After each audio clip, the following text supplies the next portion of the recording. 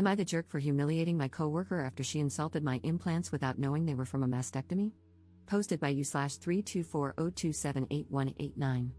I'm 28, and when I was 24, my mum died of breast cancer after both of my nanas had also passed away from it. I got some tests done and found that I had some potentially cancerous cells in my breast tissue. The doctor said I could either wait and see if they turned harmful or get ahead of it by having a double mastectomy. I chose to have the double mastectomy. I was warned about scarring but not the extent of it, and I ended up with scars an inch long and half an inch wide on my chest. I hated the way it looked. It got to the point where it was seriously affecting my mental health. I felt sick seeing myself and wouldn't leave my flat. I went to a therapist who did some CBT with me before suggesting I see a plastic surgeon about scar reduction. The plastic surgeon said the scars could be hidden with implants. I was naturally big, an F-cup, before the mastectomy, so I opted for slightly smaller but still fairly large DD-sized implants. They hid the scars pretty well, and I'm happy with them. My mental health improved, and I felt comfortable in my own skin again. A few months ago, I was at work having lunch with a friend while we were planning a holiday. She made a joke about my boobs exploding on the plane. She had known me before the surgery, and I knew she wasn't being mean, so I laughed. A coworker, Jill, overheard and, not knowing about the cancer situation, told everyone I'd had a boob job. She hated me from then on and made a bunch of jokes to other coworkers, calling me fake in 2 ways and more plastic than Barbie, always when I was within earshot. I asked her to stop more than once. Today, we were all having lunch, me, Jill, and a few others, and a coworker, Bob, was talking about his daughter wanting to marry a guy who has nothing going for him. I said Bob was being a little shallow. Jill responded, "Well, you'd know all about being shallow," while gesturing at my chest. I'd had enough. I said, "Do you know why I have these?" A few years ago, the doctors found potentially cancerous cells in my breast tissue. I was advised to get a double mastectomy and was left with huge, ugly scars on my chest. I saw a therapist and a cosmetic surgeon, who advised me to get implants to hide the scars, and I did, just so I could look at myself in the mirror without crying. So maybe next time you want to judge someone for having cosmetic surgery, you should ask them why they had it first. Feeling like that was a mic drop moment, I picked up my food and left. Someone from the lunchroom came to talk to me, saying Jill was just joking, that I was being oversensitive and a beach about it since Jill didn't know about the cancerous cells. I replied that maybe Jill shouldn't have been a beach to begin with. Now, at the end of the day, half the office seems to side with Jill and the other half with me. Am I the jerk here? Relevant comments. Commenter. Not the jerk. Jill shouldn't be commenting on her coworkers' bodies. This could easily be seen as sexual harassment. Up. Please mention to HR that you repeatedly asked Jill to stop commenting on your body, and she refused. I don't see this ending well for Jill since she continuously commented on your body and pushed you to the point of feeling uncomfortable in the workplace.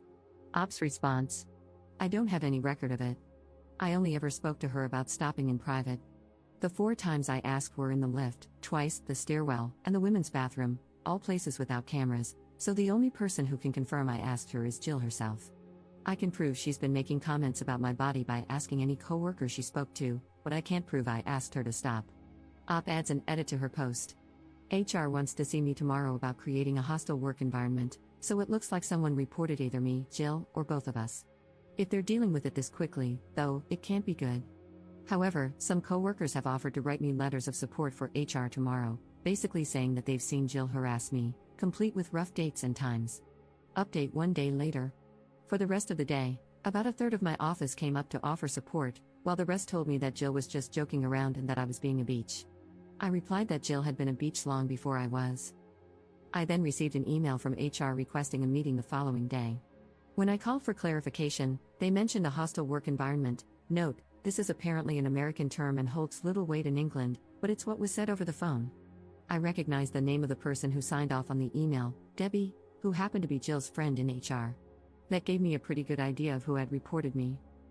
Realizing that HR was already involved, I knew I needed as much ammunition as possible, so I started gathering my information.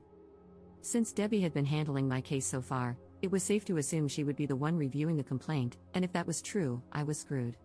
However, I vaguely remembered a section in my contract about complaints when I first signed with the company. I flipped through my contract and found a clause stating that I was contractually allowed to request a change of reviewer if I felt my assigned reviewer was biased. The term used was impartial overseer. I photocopied the page and highlighted that section. Next, I messaged the coworkers who had offered their support on Facebook and asked, HR has asked to see me. Do any of you remember Jill insulting me to your face, and are you willing to write and sign something stating what you heard and when? Not everyone was willing to help, as Jill was somewhat feared in the office due to her friendships with HR and management. However, about 20 people agreed to back me up. I roughly estimated when I had previously asked Jill to stop, 4 times over the past few months. Some were easier to pinpoint because they had occurred during my break or when I first arrived at work. I wrote them all down, along with an approximate time of the lunchroom confrontation and a list of the names of those present. The next morning, I arrived at work slightly early. I went around to those who had messaged me, and most managed to provide me with a printed and signed statement, some didn't, but no big deal. The statements were concise, but they included all the necessary details. Here's a summarized version of what they said. My name is X name. I work with Jill last name and op. On X date at approximately X time, I spoke with Jill last name, during which she referred to op as quoted insult. I found this inappropriate as it directly related to op's appearance and am willing to go on record to establish that Jill last name has been discussing op in the workplace in the same manner for 3 months now, causing discomfort and creating what I feel is a hostile work environment. Signed X name. I ended up with about 16 signed statements, all from different people. One person had even witnessed the lunchroom confrontation with Jill. Some co-workers included bullet-pointed lists of everything Jill had said to them about me or others. Apparently, Jill had also made comments about a co-worker's weight and something anti-Semitic about another co-worker's nose, all of which were documented in these statements. Our office had about 45 people, so while 16 wasn't a majority, it was still a significant number. At 10 a.m., I was called to HR. I took the signed statements, the photocopy of my contract, and my notes in a folder. When I arrived, Debbie was the one handling the meeting. She got up from her desk, ready to lead me into another room. I immediately turned to the other HR worker in the room and asked, "So, is my meeting with you, then?" Debbie interjected, "No, you're with me." I responded, "That doesn't sit well with me, as my contract states I have a right to an impartial overseer." As I spoke, I took out the photocopy of my contract. Debbie read it. I wouldn't let her take the paper when a shredder was so close by, and said she could be impartial. I replied, "I really don't mean to be difficult, but I have it on good authority that the person on the other end of this complaint is your friend, and my contract says I'm allowed an impartial overseer."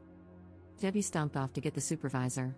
When he arrived, he asked how I knew Debbie couldn't be impartial. I told him I had good reason to believe Jill was a close friend of hers. When he asked Debbie if this was true, she only responded, "I can be impartial." The supervisor sighed, then asked the other HR rep to join us. The 4 of us went in to review the complaint together. I thanked them for accommodating my request. I was worried I had annoyed them. Debbie, on the other hand, looked homicidal. Clearly, she had anticipated firing me or at least recommending my termination. The interview lasted over half an hour, with them asking the same questions in different ways. Here's a condensed version of how it went. Q. You said outside that you think Jill last name reported you. Why is this? A. Jill has had an issue with me for about 3 months now. Q. Why didn't you come to us when you realized Jill had an issue? A. I had no issue with her. Q. What issue does Jill have with you? A. 4 years ago, a specialist identified potentially cancerous cells in my breast tissue. I had surgery to remove my breast tissue, thereby removing the cells and the risk. After the surgery, I was left with large scars on my chest. I went to a therapist for low self-esteem and depression. The therapist suggested a plastic surgeon, who recommended breast implants to cover my scars. All of this is in my medical history, which you have a copy of in my file and my full permission to review. Jill found out about my breast implants but didn't know about the cancer. She had a problem with my breast implants and decided to communicate this problem to our coworkers. Q. Why do you feel this is true? A. Here are 16 signed statements from different coworkers, all testifying that Jill told the entire office about my breast implants on the day she found out and has since made frequent comments about them. They include quotes of what Jill said and rough dates and times. Q. Rough dates and times? A. No one knew this would escalate to such an extent, so no one really took notes as and when it happened. Q. What event or events do you think directly led to this complaint of harassment? A. For me, harassment began when Jill told everyone about my breast implants without my consent. As for the complaint placed against me, it was probably what happened at about X time yesterday in the lunchroom. Jill made a comment about me being shallow while gesturing to my breasts, and I replied by giving her an abridged version of my relevant medical history, ending with a comment about the importance of getting the full story. There are cameras in the lunchroom, so I'm sure you'll be able to find that conversation. I'll admit I could have handled the situation better, but after 3 months, I felt I had to put my foot down. Here's a list of names of people who were also present. There were 6 people at the table, including myself and Jill. One of these people is also in those letters and has written their account of the conversation and signed it. Q. Had you had a conversation with Jill prior to this regarding her comments about you? A. Several, spaced out over the last 3 months. Each time, I communicated to her that I felt uncomfortable and upset with these comments she was making and would appreciate it if she stopped.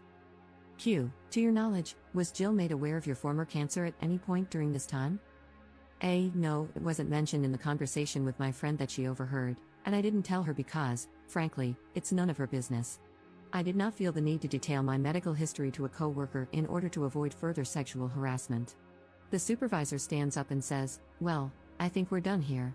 He shakes my hand and sends me back to my desk, saying that I'd hear from them after they reviewed the evidence, letters, CCTV, medical history, and anything they already had, and made a decision on the case. I return to my desk, pull up my CV, and prepare to start the job search again. About an hour goes by, then the person who wrote the letter and was present for the lunchroom conversation gets called for a meeting with HR. They come back about 10 minutes later. The other people who were also present for the lunchroom conversation get called one by one, except Jill. Each of them is gone for about 10 minutes before returning, finding a coworker, and telling them that HR wants to see them. Then, the people who wrote letters but weren't there yesterday are also called in one by one, each gone for about 10 minutes, some longer, some shorter. By about 3:30, it looks like everyone who wrote a letter or was in the lunchroom has been interviewed. Then, finally, Jill gets called in. She's gone for about 30 minutes and comes back fuming. She glares at me while I work, but I ignore her. Around 4:30, Jill gets called into HR again. By 5 p.m., everyone is either leaving or getting ready to leave when Jill storms back into the office. She glares at me the entire time she packs up her desk, then starts telling anyone who will listen that I got her fired before shoving her way onto the lift. An email comes in from HR. My case is closed.